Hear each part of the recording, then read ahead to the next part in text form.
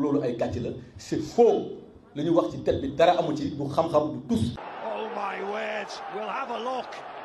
Of course we'll have a look. économie la ñu jàng économiste lañu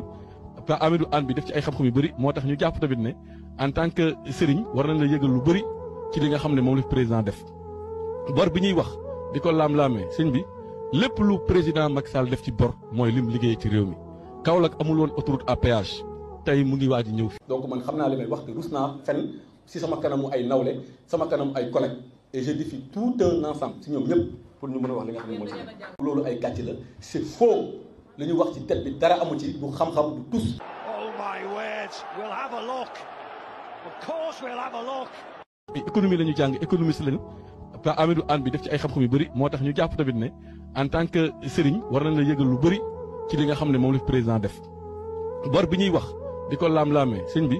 lépp lu président Macky Sall def ci bor mooy lim liggéey ci réew mi Kaolack amul woon autoroute à péage tey mu ngi waaj a ñëw fi. donc man xam naa li may wax te rus naa fenn si sama kanamu ay nawle sama kanamu ay collègues et je défie tout un ensemble si ñoom ñëpp pour ñu mën a wax li nga xam ne mooy si